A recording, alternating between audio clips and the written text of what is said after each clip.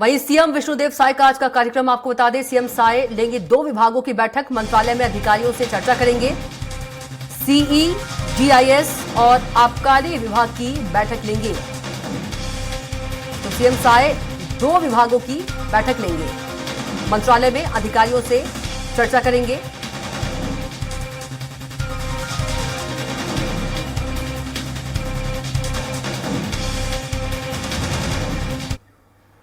छत्तीसगढ़ के पंचायत चुनाव में भी बीजेपी का कब्जा रहा।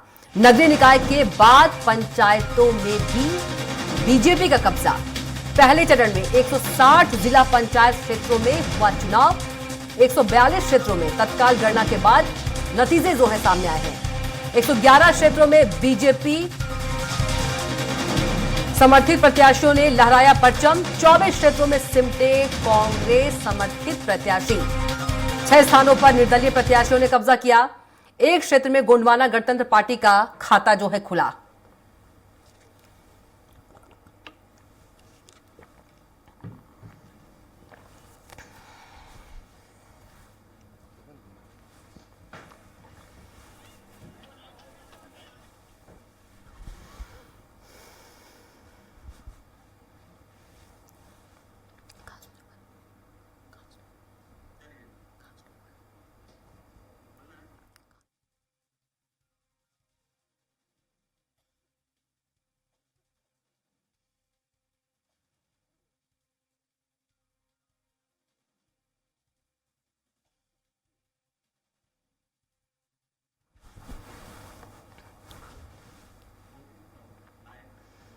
और हमारे साथ सीधे रायपुर संवाददाता गोपी साहू जुड़ गए हैं। गोपी, यदि बात करें नगर निगम चुनाव के बाद पंचायत चुनाव में भी बीजेपी का कब्जा रहा और इस बात को जहां लेकर बीजेपी प्रत्याशी और कार्यकर्ता खुश हैं, तो वहीं इस बात को लेकर कांग्रेस कार्यकर्ताओं में काफी नाराजगी देखी जा रही है। जिला अध्यक्षों पर कार्रवाई करने की भी बात कही जा रही है हार के कारण। जी बिल्कुल, जिस तरीके से नगरीय निकाय चुनाव में भारतीय जनता पार्टी की ऐतिहासिक जीत हासिल हुई और उसके बाद में त्रिस्तरीय पंचायत चुनाव के पहले चरण का कल मतदान हुआ। मतदान के बाद में ही तत्काल जब वोटों की गिनती जो है वो की गई रुझान के तौर पर, तब 160 सीटों में से 142 सीटों पर अब तक के रुझान जो है वो इसमें सामने आए, जिसमें अधिकांश सीटों पर भाजपा के जो समर्थित प्रत्याशी रहे हैं उनकी इसमें जीत हासिल हुई। क्योंकि त्रिस्तरीय पंचायत चुनाव जो है व्यक्तिगत चुनाव होते हैं, इसमें किसी राजनीतिक पार्टी का चुनाव चिन्ह नहीं होता है। लेकिन अब जो विचारधारा के अनुसार जो समर्थित जो प्रत्याशी रहे हैं उनमें से 142 में से 111 क्षेत्रों में भारतीय समर्थित प्रत्याशियों की जीत हुई। वहीं 24 क्षेत्र में ही मात्र कांग्रेस को इसमें जीत हासिल हुई। 24 क्षेत्र में कांग्रेस जो है वो सिमटती हुई नजर आई। इसके साथ साथ 6 स्थानों पर निर्दलीय प्रत्याशियों का कब्जा रहा और एक क्षेत्र में गोंडवाना गणतंत्र पार्टी का जो है खाता खुलता हुआ नजर आया है।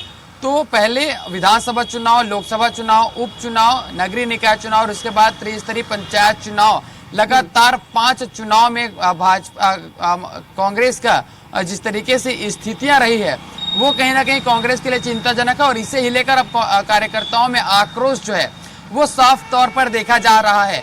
10 नगर निगम में कांग्रेस का जो है वो सुपड़ा साफ हो गया, शून्य पर आ गई। अधिकांश नगर पालिकाओं में लगभग 3/4 ऐसे नगर पालिका, नगर पंचायत रहे जिसमें भाजपा का कब्जा रहा। और इसके बाद अब त्रिस्तरीय पंचायत चुनाव में भी भाजपा को प्रचंड जीत जो है अब वो हासिल हुई है। इसी पर अब विधायक है पुरंदर मिश्रा, उनका कहना है कि पंजाब में भूपेश बघेल को जिम्मेदारी मिली है, पंजाब से हिमालय कुछ दूर नहीं है, उन्हें हिमालय चले जाना चाहिए और तप करना चाहिए। इस तरीके का बयान जो है वो भाजपा के विधायक पुरंदर मिश्रा ने जो है वो दिया है। तो इस तरीके से लगातार अब कांग्रेस पर तंज कसे जा रहे हैं। साथ ही जो नेतृत्व है कांग्रेस का उस पर भी सवाल उठने अब शुरू हो चुके हैं। हालांकि लगातार कयास लगाया जाने के प्रदेश अध्यक्ष बदले जाएंगे, लेकिन उससे पहले जो कार्यकर्ता है उनमें बिल्कुल नाराजगी देखी जा रही है। शहर के जो जिला अध्यक्ष हैं उन्हें बदलने की मांग लगातार उठ रही है। तो वहीं जो और भी जो नेता है उनके द्वारा प्रदेश अध्यक्ष के बदलाव को लेकर भी यहाँ पर संकेत लगातार नजर आ रहे हैं। तो बिल्कुल 5 चुनाव जो है वो प्रदेश अध्यक्ष दीपक बैज के नेतृत्व में कांग्रेस ने छत्तीसगढ़ में हारे हैं। और इसके बाद अब नई प्रदेश अध्यक्ष की कहीं ना कहीं सुगबुगाहट जो है वो यहाँ पर नजर आ रही है। फिलहाल देखना होगा कि क्या जो कांग्रेस के शीर्ष नेतृत्व है, केंद्रीय नेतृत्व, उनके द्वारा क्या फिर से दीपक बैज पर भरोसा जताया जाएगा और उन्हें आगे की नेतृत्व दी जाएगी, या फिर किसी अन्य वरिष्ठ नेता को प्रदेश अध्यक्ष की जिम्मेदारी दी जाएगी? क्योंकि 5 चुनाव जो है वो कांग्रेस हार चुकी है। पहले 72 सीटों के साथ में कांग्रेस की सरकार थी छत्तीसगढ़ में, उसके बाद 35 में सीधा सत्ता परिवर्तन हो जाना और इसके बाद फिर 11 में से 10 सीटें कांग्रेस के हार जाना। उसके बाद फिर उपचुनाव में रायपुर जो दक्षिण उपचुनाव हुए उसमें बुरी तरीके से हार कांग्रेस को मिली। नगरीय निकाय चुनाव जहां पर सभी अधिकांश नगरीय निकायों में कांग्रेस का कब्जा रहा, उसमें सत्ता परिवर्तन हुए, एंटी इनकम्बेंसी बिल्कुल देखने को मिली। साथ ही मैदान में चुनावी मैदान में कांग्रेस उस तरीके से नजर नहीं आई, संगठित नजर नहीं है। जो वरिष्ठ नेता थे वो एक नजर नहीं आए और अपने क्षेत्रों में इसी सब हार को लेकर डिप्टी सीएम अरुण साव ने कटाक्ष भी किया, निशाना भी साधा है कि एक साल में कांग्रेस के 3-3 हार।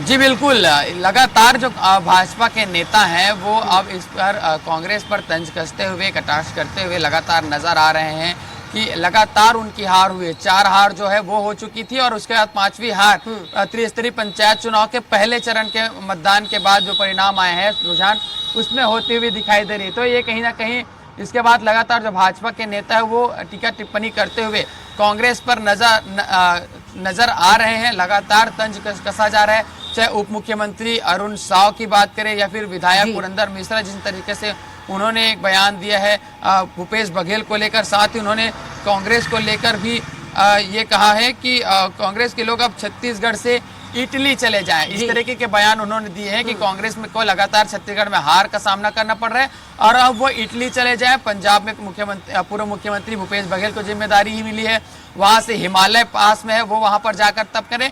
तो इस तरीके के भाजपा के द्वारा मजे भी लिए जा रहे हैं, तंज भी लगातार कांग्रेस पर कसा जा रहा है। लेकिन ये जो समय है वो कांग्रेस के लिए अब चिंतन मनन का है, समीक्षा का है कि लगातार इस तरीके से हार क्यों मिल रही है, क्यों वरिष्ठ नेता एक साथ नजर नहीं आ रहे हैं, क्यों कांग्रेस एकजुट नहीं है। क्योंकि टिकट वितरण के बाद से ही लगातार जो बागी जो है वो कांग्रेस के पार्षद और जो कार्यकर्ता है वो नजर आए थे। तो ये कहीं ना कहीं चिंता का विषय कांग्रेस के लिए बना हुआ है। जी बिल्कुल गोपी, यदि कांग्रेस कार्यकर्ताओं की बात करें, अपनी नाराजगी, अपनी भड़ास जो है वो सोशल मीडिया पर भी निकाल रहे हैं जिला अध्यक्षों के प्रति। जी बिल्कुल, जिस तरीके की तस्वीर नगरीय निकाय चुनाव के परिणाम के बाद देखने को मिली, तो कोई जो टिकट वितरण है उस पर सवाल लगातार खड़े करते नजर आए, तो कोई किसी का कहना है कि पैसे के दम पर टिकट खरीदे गए। तो इस तरीके के आरोप भी लगाए जा रहे हैं। जो बागी हुए थे कांग्रेस से, उन्हें कई स्थानों पर जीत हासिल हुई, तो कई वो बागी जो है वो भाजपा के लिए फायदेमंद हुए। उन्होंने कांग्रेस का जो वोट है वो शेयर वो काटा और उसके कारण फिर भारतीय जनता पार्टी को जीत हासिल हुई। अगर हम बात करें राजधानी रायपुर में रायपुर नगर निगम की, तो 60 ऐसे सीट है जहां पर भाजपा को जीत हासिल हुई है। 70 में से मात्र 7 ही ऐसे पार्षद हैं कांग्रेस के जो जीत के आए हैं। तो ये कहीं ना कहीं जो समीकरण है वो बागियों ने बिगाड़ा कांग्रेस के। जिस तरीके से टिकट वितरण हुए, जो 3-3, 4-4 बार के जो पार्षद थे, जो वरिष्ठ पार्षद थे, जिन्होंने निकायों के राजनीति की है, उनके भी टिकट कांग्रेस और जुड़ गए हैं। आशीष तिवारी दुर्ग से जुड़ गए हैं और बीजापुर से दंतेश्वर जुड़ गए हैं। पहले रुख आशीष का करेंगे। आशीष, लगातार सीजी पंचायत चुनाव में बीजेपी की लहर जो है, समर्थित प्रत्याशियों ने परचम लहरा दिया है, लगातार जीत हो रही है। चाहे हम नगर निगम की बात करें या पंचायत चुनाव की बात करें, पहले चरण में जीत का परचम लहराया है बीजेपी ने। कितना उत्साह है वहां के कार्यकर्ताओं में, क्या कुछ तस्वीरें कल देखने को मिली? जी बिल्कुल कविता जी, मैं आपको बता दूं, नगरीय निकाय चुनाव में अगर दुर्ग की बात की जाए तो भाजपा की जो सुनामी आई है, जिसमें महापौर प्रत्याशी के साथ में 42 जो सीट है पार्षदों की, वह भाजपा के यहाँ दुर्ग में नजर आई है, जिसको लेकर के नगरीय निकाय में तो अच्छा खासा उत्साह नजर आ ही रहा है। लेकिन अगर हम त्रिस्तरीय पंचायत की अगर हम बात कर लें तो पंचायत में ऐसा माना जा रहा है, लगभग तय माना जा रहा है कि तीसरे इंजन की तैयारी इन्होंने शुरू कर दी है। क्योंकि अगर ग्रामीण क्षेत्रों की अगर हम बात कर लें तो ग्रामीण क्षेत्रों में जो ग्रामीण विधायक हैं ललित चंद्राकर और अहिवारा विधानसभा के जो वहां के जो विधायक हैं तोमर लाल जी, दोनों ने मोर्चा संभाल लिया था और प्रत्याशियों के पक्ष में जनसंपर्क लगातार चल रहा था। और जनसंपर्क के साथ ही उन्होंने जो विकास कार्य जो हुए हैं ग्रामीण क्षेत्रों में, वो लेकर के मोदी जी की जो योजनाओं को लेकर के जन जन तक ये पहुंचे हैं। आपको बताना चाहूंगा कि ग्रामीण क्षेत्रों की जो मतदान की जो मतलब वहाँ की जो काम विकास की जो बात होती है उसमें, क्योंकि किसान मूल रूप से वहां रहते हैं, और भाजपा सरकार बनने के बाद तो एक मुश्त बोनस की बात हो जाए या फिर मातारी वंदन की बात कर लें।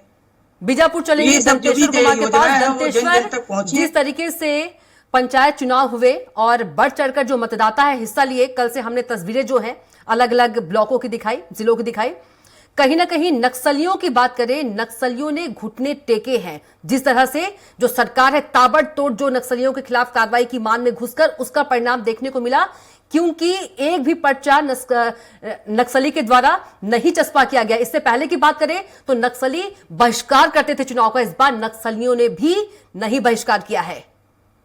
बड़ा असर।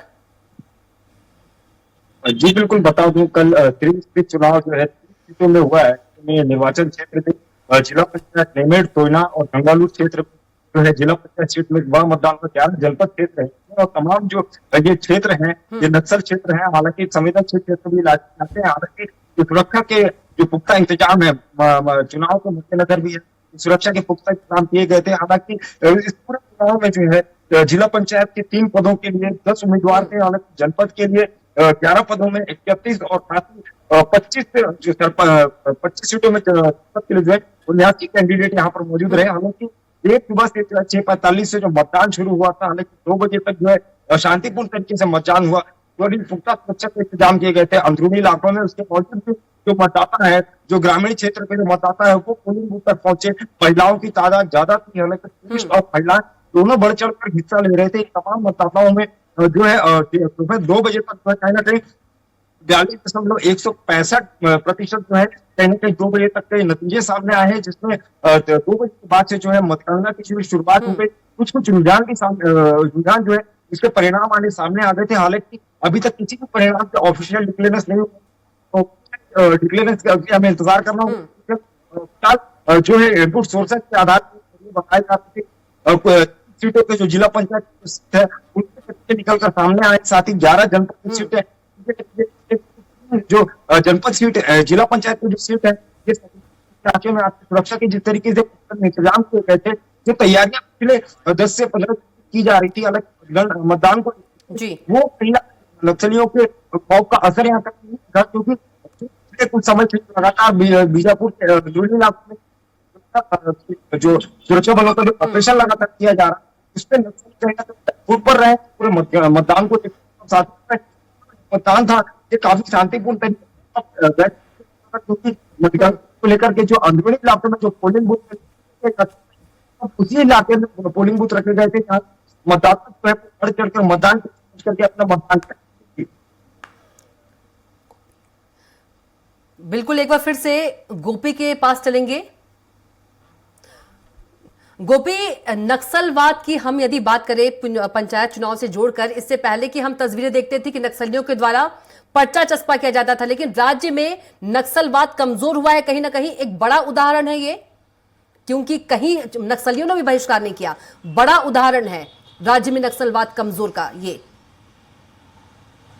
मतदाताओं ने खूब बढ़ चढ़कर वोटिंग की है। जी बिल्कुल, इतिहास में पहली बार जी इतिहास में पहली बार ऐसे जो है वो दृश्य देखने को मिले जहां पर नक्सलियों ने चुनाव का बहिष्कार नहीं किया, और इसलिए बढ़ चढ़कर जो नक्सल प्रभावित क्षेत्र के जो मतदाता थे उन्होंने इस पर्व में जो लोकतंत्र का था उसमें अपना हिस्सा लिया, और नक्सल क्षेत्र पे जो इलाके थे वहां पर 75 से 80% जो है मतदान वो देखने को मिले। तो ये कहीं ना कहीं नक्सलवाद की कमजोरी का एक बड़ा उदाहरण बिल्कुल है, और ये हमारे सुरक्षा के जवानों, सरकार, राज्य की सरकार, केंद्र सरकार की ये सफलता है, ये बड़ी उपलब्धि है कि किसी तरीके के चुनाव का बहिष्कार नहीं हुआ, और इसीलिए लोग नक्सलियों ने घुटने टेक दिए हैं हमारे जवानों के सामने, राज्य सरकार के सामने। जी बिल्कुल, ये एक उदाहरण है कि नक्सलियों को पीछे खदेड़ा, और इसीलिए बैकफुट पर यहाँ पर नक्सली जो है वो नजर आ रहे हैं। जिस तरीके से एक लक्ष्य रखा गया कि 2025 मार्च तक 2026 में मार्च तक के नक्सलवाद को खत्म कर दिया जाएगा, और ये उसका बड़ा उदाहरण है कि हमारी सरकार और जो सुरक्षा के जवान हैं वो उस ओर अग्रसर है, क्योंकि चुनाव में किसी तरह की गतिविधियां नक्सलियों की यहाँ पर नजर नहीं आई। लगातार हमारे जो जवान थे वो बड़ी संख्या में नक्सलियों को खदेड़ रहे थे, उन्हें ढेर कर रहे थे, और इसीलिए घुटने टेकते हुए जो नक्सली है, नक्सलवाद जो है वो यहाँ पर नजर आ रहा है। अपनी अंतिम सांस लेते हुए यहाँ पर नक्सलवाद जो है वो बस्तर में नजर आ रहा है, और इसीलिए सुचारू रूप से त्रिस्तरीय पंचायत के चुनाव हुए हैं। कई ऐसे इलाके थे जहां पर पहली बार मतदान हुए, कई ऐसे क्षेत्र हैं जहां पर जो पहली बार जो टीम थी, मतदान टीम जी थी, वो वहां पर पहुंची और लोग बड़ी संख्या में लंबी कतारें जो है वो वहां पर लगी। लोग अब विकास चाहते हैं बस्तर में। ये कहीं ना कहीं इस चुनाव के माध्यम से उस क्षेत्र की जनता ने बताया है कि अब वहां के लोगों को पुल पुलिया चाहिए, वहां के लोगों को स्वास्थ्य की सुविधाएं चाहिए। गोपी, जानकारी देने के लिए, हमारे साथ जुड़ने के लिए आपका बहुत ही धन्यवाद। हमारे साथ संजू गुप्ता भी जुड़ गए हैं कवर्धा से। संजू, कितना उत्साह है कार्यकर्ताओं में, क्योंकि लगातार बीजेपी जो है जीत का परचम जो है लहरा रही है? जी, निश्चित तौर पर जो है भाजपा की एक लहर चल रही है। नगरीय निकाय चुनाव के बाद जो अब पंचायत चुनाव पे भी भाजपा की जीत रही है, और जो रुझान आए हुए हैं उसमें भी भाजपा जो है नगरीय निकाय के बाद अब जिला पंचायतों में भी और जनपद और ग्राम पंचायत में भी जो है परचम, भाजपा का परचम लहराया हुआ है। आप मेरे पीछे देख सकते हैं पूरे भाजपा कार्यकर्ता यहाँ पे मौजूद है जश्न मनाने के लिए। साथ ही साथ यहाँ पे कुछ ही देर में प्रदेश सदस्य यहाँ पहुंचने वाले हैं, और तो वो भी इस जीत के साथ शामिल होंगे। हमारे साथ यहाँ पे कुछ भाजपा कार्यकर्ता भी मौजूद है जिनसे हम बात करने की कोशिश करेंगे कि यहाँ जश्न को देके किस तरह की बात कर रहे हैं और क्या जीत को लेके क्या सोच रहे हैं। भाजपा जो नगरीय निकाय चुनाव के बाद जो है पंचायत चुनाव पे भी ये परचम लगा है, इसको लेकर आप क्या बोलते हैं? ये इससे सोचना है कि जहाँ पिछले एक वर्ष में जिस तरह से भारतीय जनता पार्टी की सरकार, आदरणीय विष्णुदेव जी की साहित्य की सरकार जो बनी है, मातारी वंदन की योजना, और जो किसानों को 3100 रुपए जो धान पे मिल रहा है, जिससे पूरे किसानों में खुशहाली है, महिलाओं में भी खुशहाली है, जिसको लेकर के इसका परिणाम पंचायत चुनाव में मिल रहा है और नगरीय निकाय चुनाव में हम। बिल्कुल संजू, बहुत ही शुक्रिया हमारे साथ जुड़ने के लिए, तमाम जानकारी साझा करने के लिए। तो संजू, आपका भी बहुत धन्यवाद, और दंतेश्वर आपका भी बहुत धन्यवाद, और आशीष आपका भी बहुत धन्यवाद।